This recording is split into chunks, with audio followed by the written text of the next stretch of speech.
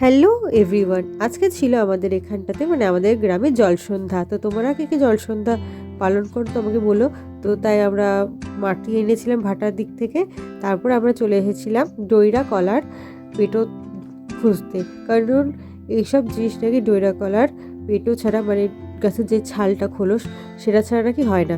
তো অতি কষ্টে খুঁজে খুঁজে খুঁজে খুঁজে ডইরা কলার পেটো পেয়ে গিয়েছি।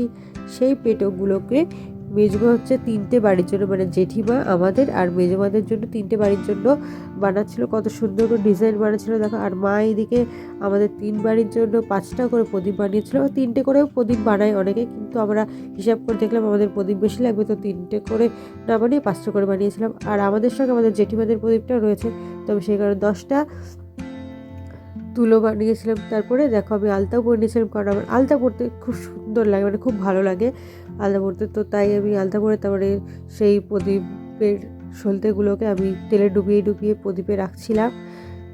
তো আমি নাইটি পরে আছি বলে কেউ কিছু মনে করো না, কারণ আমি ড্রেস চেঞ্জ করেছিলাম যেহেতু সন্ধ্যা দেবো বলে, তাই নাইটিটাই পরেছিলাম। তো যাই হোক, তারপরে দেখো আমরা বিভিন্ন জায়গায় প্রদীপ দিলাম। আর আমাদের গ্রামের একটা বাচ্চা ছেলে, সে হচ্ছে সাবানের যে কৌটো হয় সে করতে করে প্রদীপটা ভাসালো।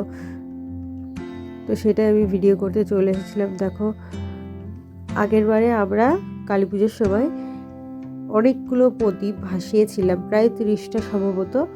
তো এইবারে ওই সুতাকা ভাসালো, কারণ আমাদের প্রদীপ বাড়ান্ত ছিল। 5টা বানিয়েছিলাম যেহেতু আমাদের এখনও 2টো প্রদীপ বানাতে হতো, তো তার জন্য আর হয়নি। আজকে যেহেতু আমরা 5টা প্রদীপ বানিয়েছি, তো প্রতিদিনই 5টা প্রদীপ কি 3টে প্রদীপ এরকম বানাবো।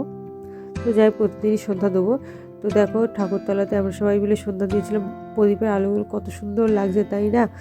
এটা হচ্ছে মনসাতলা, তার আগে বেলতলা আর তুলসীতলাটা দেখলাম। আর এটা হচ্ছে আমাদের ঠাকুরতলার ভিতরে। দেখো বন্ধুরা কতগুলো প্রদীপ।